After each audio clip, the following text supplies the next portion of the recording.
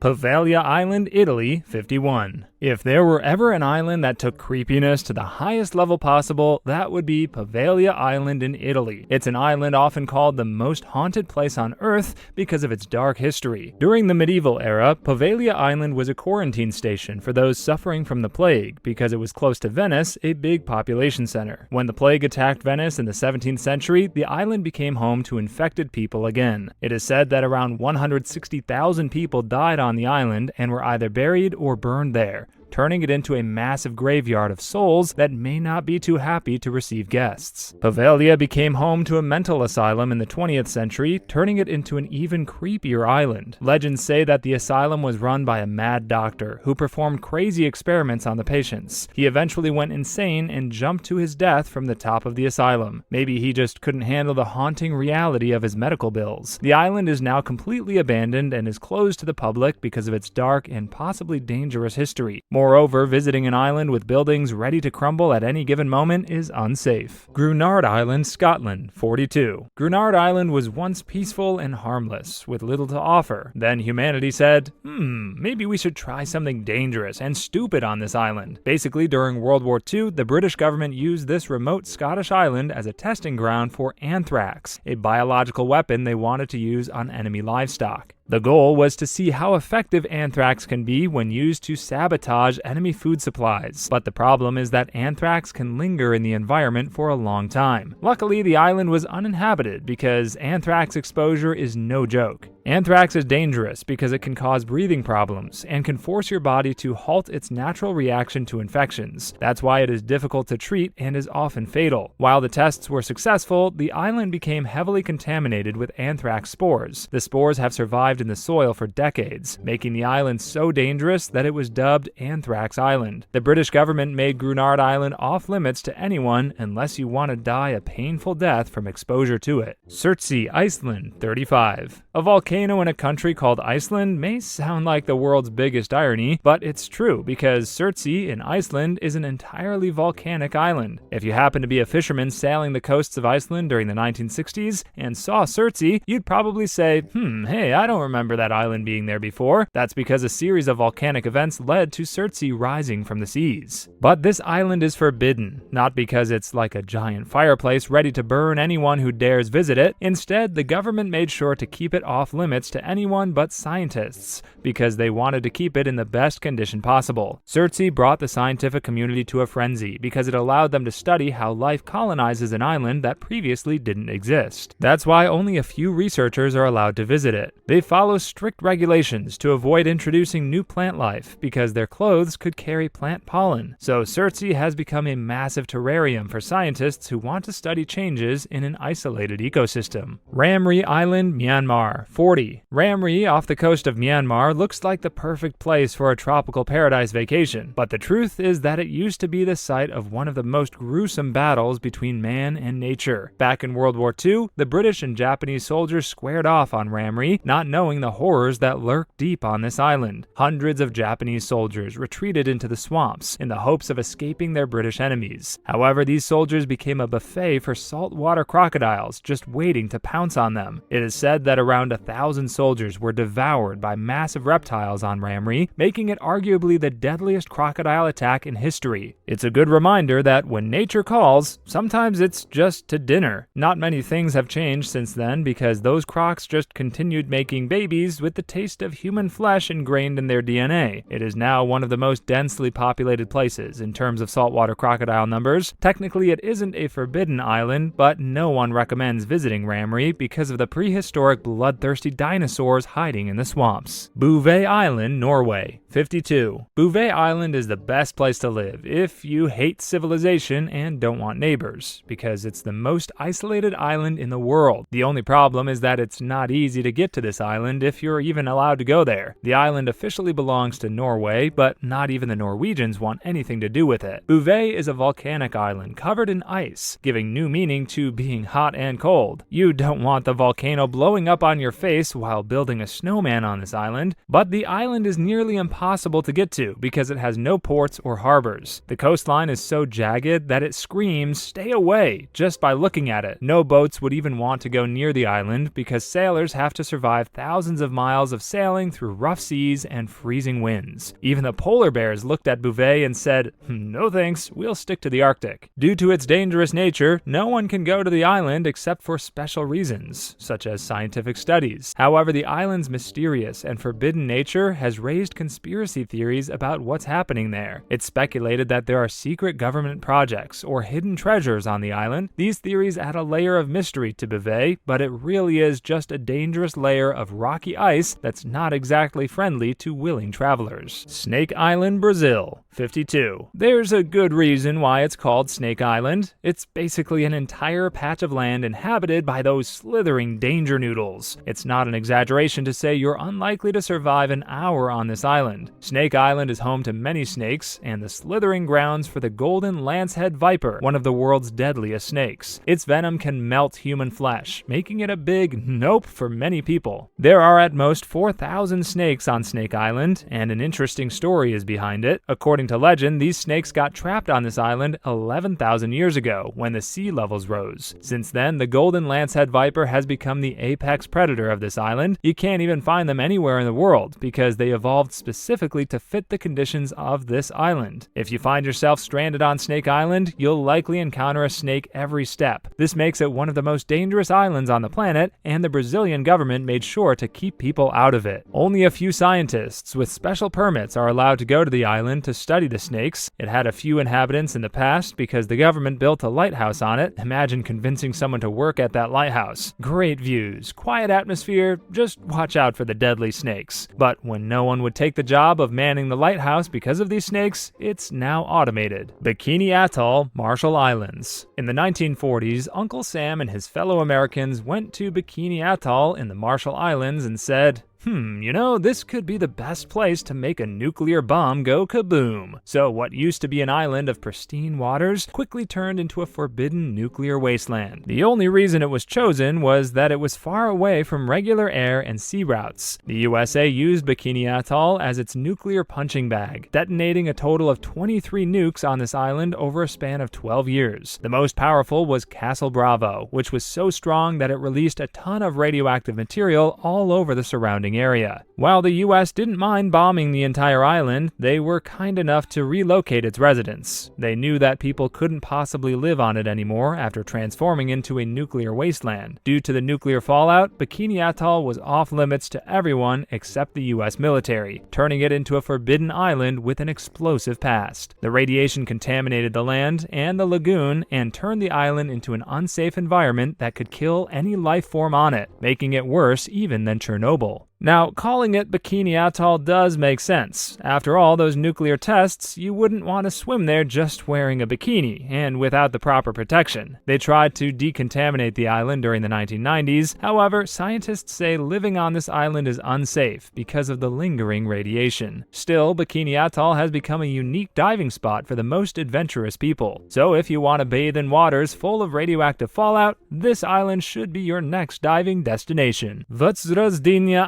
Island, Uzbekistan, Kazakhstan. Ironically, in Russia, Vozrozhdenia Island is called the Island of Rebirth, but it's more known for death and secrecy than anything else. Located at the borders of Uzbekistan and Kazakhstan, this island used to be a secret Soviet bioweapons testing site during the Cold War. They chose this island because its isolation was perfect for testing deadly pathogens like anthrax and the plague. They essentially released deadly diseases to see what would happen. After the collapse of the Soviet Union, they abandoned the island. It became a ghost town full of buildings that were already collapsing due to decay and rust. Plus, the deadly pathogens released by the Soviets on this island still linger, making it deadly to humans. It might be the only tourist destination where the main souvenir you bring back could be a deadly disease. Another issue is that the Aral Sea around the island had dried up, allowing people to get to Vozrozhdenia by land. This raised concerns about the spread of the diseases, because dumb tourists and thrill seekers might go to the island and bring back the deadly pathogens. The US and other local governments worked on decontaminating the island in the 2000s. islands, but Vozrozhdenia Island is still one of the last places you want to visit unless you want buildings to fall on your head or die a lonely death because of the plague. Some of us on this channel are thrill seekers, but we're not crazy enough to visit a forbidden island. Still, you can join our Discord if you want to learn more about adventurous and thrilling places. Miyakejima, Japan. If going out with a face mask seems inconvenient, you wouldn't want to go to Miyakejima because you must wear a gas mask if you're strolling. This extreme measure is necessary because a huge eruption on this island occurred in 2000.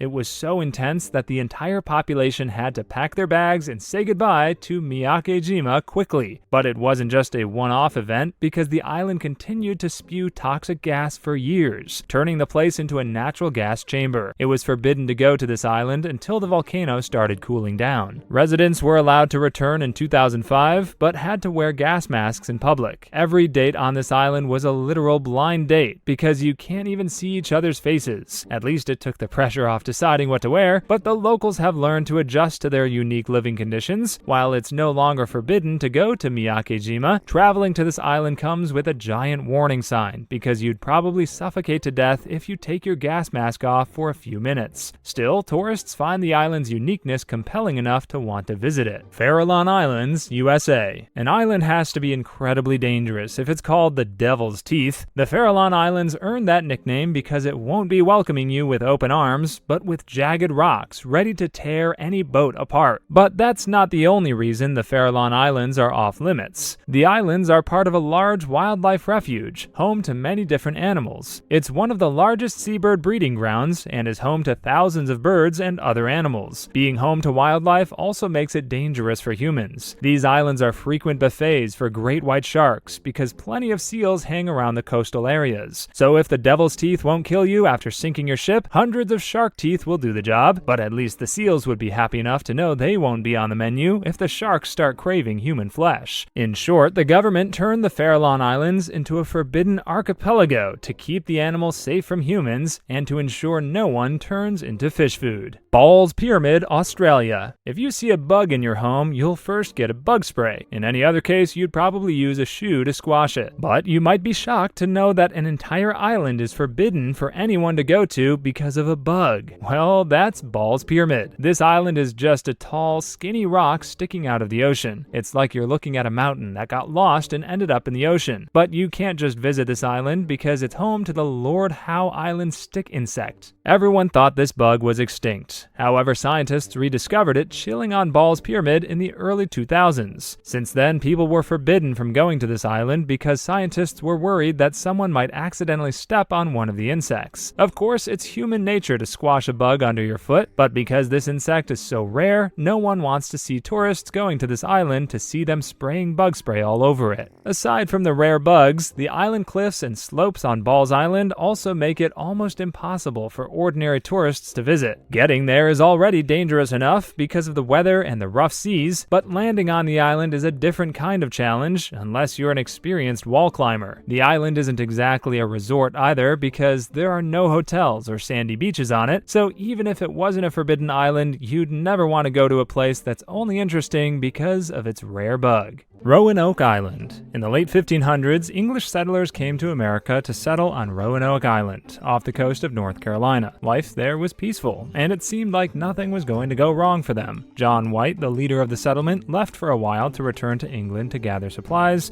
but upon his return, no one was there to roll the red carpet for him. Not a single person in sight. John must have thought that the townsfolk were playing a big game of hide and seek. It turned out that the town was completely abandoned. There were no clues about where the settlers went or why they left the island. However, theories try to make sense of this mind-numbing mystery. Now, it's possible that the local Native American tribes had something to do with the Roanoke people. After all, John found the word Croatan, the name of one of the native tribes, etched on a wooden plank. It's also likely that pirates may have abducted everyone on the island and made them walk the plank out on the sea. But because there were no signs of struggle, you can't bet on those theories. Then there are conspiracy theories that say that aliens might have taken the townsfolk, which explains why no one could find them, because they were actually sailing the cosmic seas. But centuries have passed, and no one knows what happened to the settlers of Roanoke Island. No longer abandoned, the island has become a popular tourist destination because of the mystery surrounding its missing settlers.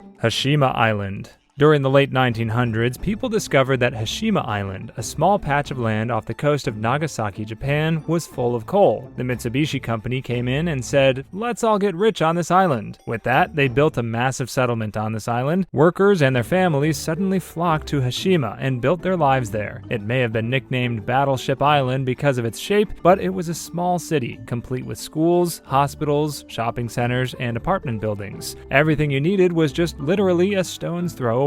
But when oil became the mainstream energy source, Hashima started losing people because coal was no longer the popular girl in class. By 1974, Mitsubishi decided to cut its losses and said, "Everyone abandon the ship." In a matter of months, Hashima was abandoned. Nature started reclaiming the ruined and lifeless buildings, turning the island into a mysterious ruined city. Walking through Hashima today feels like you've been transported into a post-apocalyptic wasteland. The island has been closed off to the public because the buildings could collapse with a slight nudge. But if you're an adventure nut who loves eerie places, despite the risks, you might find a crazy boatman willing enough to take you to Hashima. Clipperton Island. This tiny 6-square-kilometer island was named after John Clipperton, a pirate who hid on the island during the 1700s. The island remained a pirate base for years, until Mexico finally came in to take it during the 1900s. Clipperton was a gold mine for guano, which is basically just bird dung. Guano was a hot commodity back then because it could be used for fertilizers and explosives. Mexico sent a group of soldiers and their families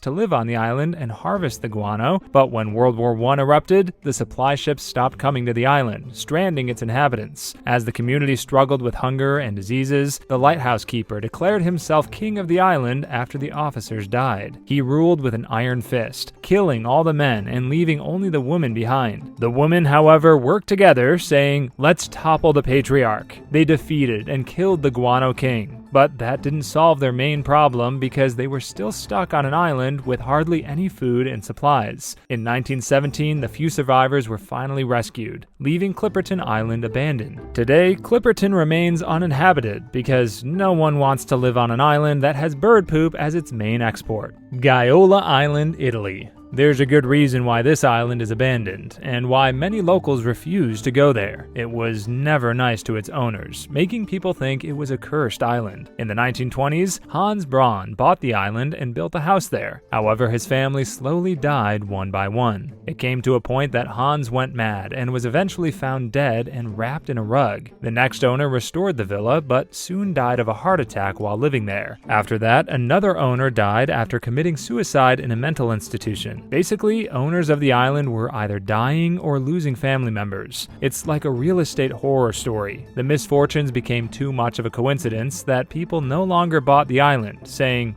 "Nope, not gonna take our chances." Eventually, the government stepped in and bought the island because no one wanted to be the next one to die of the curse. Though uninhabited, it became part of a marine reserve and has a protected area. Let's just hope the curse doesn't affect tourists. Anatahan Island, Northern Mariana Islands. Anatahan Island is the witness to one of the most stubborn stories of loyalty, even if there were already enough reasons to abandon the island. The island was part of Japanese territory and had a garrison of troops during World War II. Before the end of the war, the Americans bombed the island, leaving one woman and over 30 men stranded and living in isolation because their ships had all been destroyed. After the end of the war, the Americans came in and told them to surrender. Of course, they never knew that Japan had lost the war because they were isolated from the world. So they stayed on the island, eating whatever food they could find while resisting the Americans. They were so loyal to their country that they were willing to spend more than 5 years trapped in it, believing that there was still a war going on in the outside world. These guys simply took being in denial to a whole new level. It wasn't until 1951 that the Japanese government came to the island and told them what had happened. They were finally rescued, leaving the island abandoned. The soldiers wasted years of their lives. At least they proved that surrender was not in their vocabulary. Holland Island.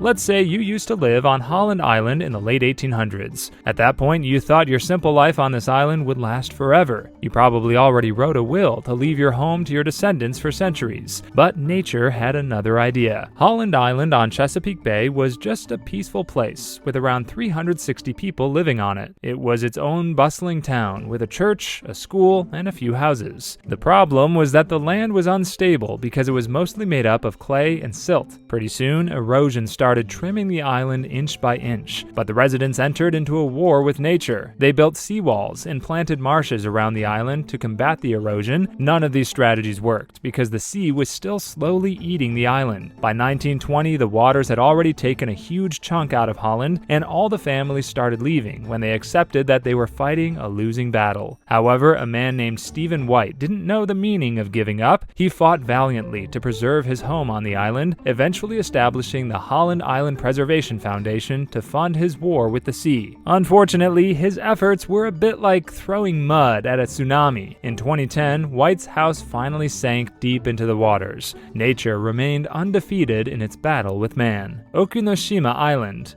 An island full of rabbits hopping throughout the land sounds like a dream destination, but Okunoshima Island has a dark secret that forced humans to abandon it, leaving its furry inhabitants to take over. In the 1920s, Okunoshima was an uninhabited island that Japan chose as its chemical weapon production facility site. Fast forward to World War II, they took rabbits on the island to experiment on them in their efforts to find the most effective poisonous gas. In fact, the operations on this island were so secretive that Japanese officials wiped it off the maps to keep their sinister activities hidden. They were doing Jedi mind tricks on their citizens to convince them that there was no such thing as Okunoshima Island. When the war ended, the chemical plant had to be abandoned. No one was left on the island, but the Japanese were kind enough to leave the rabbit cages open. Since these animals are experts on reproduction, mama rabbits worked tirelessly to overrun the island. The island reinvented itself and is now called Rabbit Island. It's a destination for tourists who want to bond with its fuzzy residents. Okunoshima can thank its shady history for its current cute reputation, but don't worry, the rabbits have totally hopped past that chapter in history. Now they're just hopping around, making tourists' hearts melt faster than any chemical weapon ever could. Canton Island.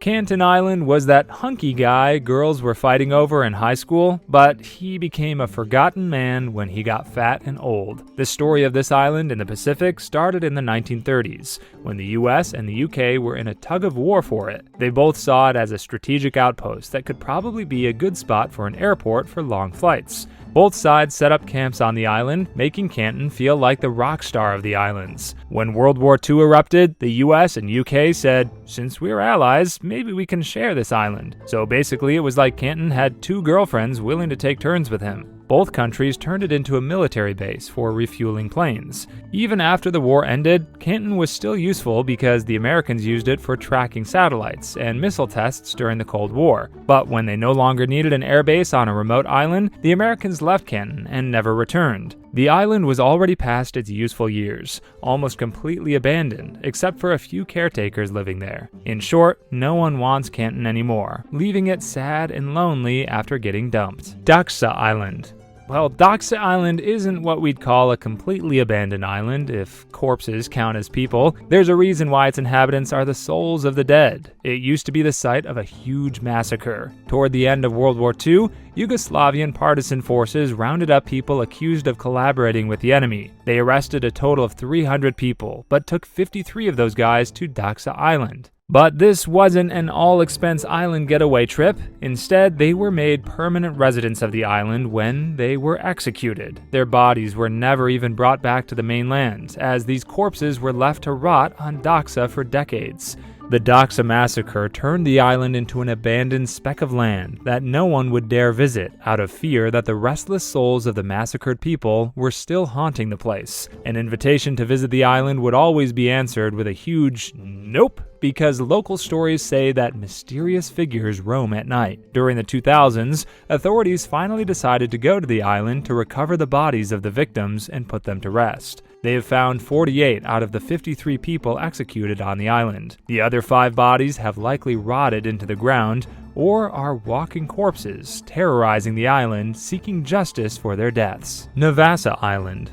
There was once a point in history when people were happy that a pigeon just pooped on them. Back then, bird poop, or guano, was like gold because you could make a ton of money out of places full of droppings. That was the case for Navassa Island, a tiny remote island in the Caribbean Sea. The island was once a guano mining site in the 19th century. People were making money out of shit back then, which was why this small island was a bustling hub full of miners and their families. But the place ran dry when birds stopped leaving their droppings on Navassa. There was no longer a reason to stay on an island that was only useful for guano. Naturally, people left the island, instantly turning it into a ghost town. No one lives on Navassa today, as it has become a wildlife refuge. However, that hasn't stopped people from telling stories about the island. Legend says that the mines are haunted by the ghosts of miners who spent their entire lives and died on that island. There are also tales about pirate treasure buried somewhere there. No, not poop, but actual treasure. This probably explains why the US and Haiti have been fighting for ownership over an island once known as a bird's favorite toilet. Now that we're on this topic, we'd like to hear your best poop jokes. Join our Discord and share them with us, or if you just like talking about islands without the poop subject. Great Isaac Cay, Bahamas.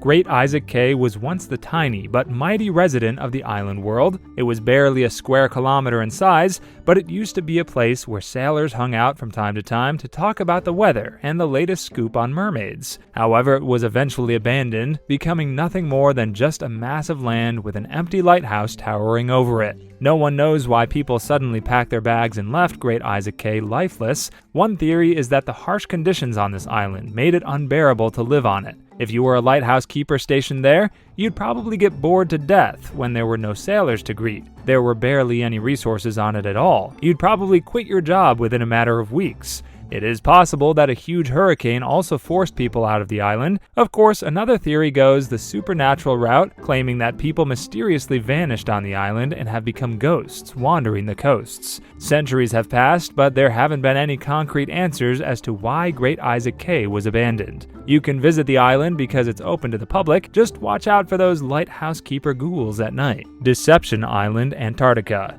The whaling industry used to be so big that people were working as Moby Dick hunters. Deception Island was one of the central hubs of the whaling community because there used to be stations lining up the coastline. This frozen island in Antarctica was the witness to bloody battles between whalers and the giants of the sea. There's even a station called Whalers Bay. You could see giant whale bones in the ruins of this island, but every station is now abandoned, and there's a good reason why. In 1967, a volcano on the island erupted, forcing the inhabitants to evacuate. The whalers never returned to Deception Island and have left it abandoned. Mother Nature must have seen what the whalers were doing to the whales and decided to force them out of the island. Guess you could say the whalers were blown away by the eruption. Today, Deception Island is a protected area that has become home to a few researchers. Whales have started returning to the nearby coasts as nature did its trick when it forced those whale hunters to take their business elsewhere. Maasai. You've probably seen those Russians treating grizzly bears like house dogs. You might want to hear about the Maasai, who were known for making any animal rethink their place in the food chain. These people were the most fearless warriors of the East African savanna. Their confidence levels were so high that they all thought they were invincible, especially when facing dangerous African animals. That lion who killed 10 people in the nearby village? That's but a mere house cat to a Maasai warrior. When one of these guys encounters some of the deadliest predators in Africa, they'd say, "Call an ambulance," but not for me. With a deep stare and spear, this warrior would make any animal believe it should have gone after gazelles instead. If you were in the position of those animals, you'd also stay away from one of these warriors. The Maasai are known for being among the world's highest leapers.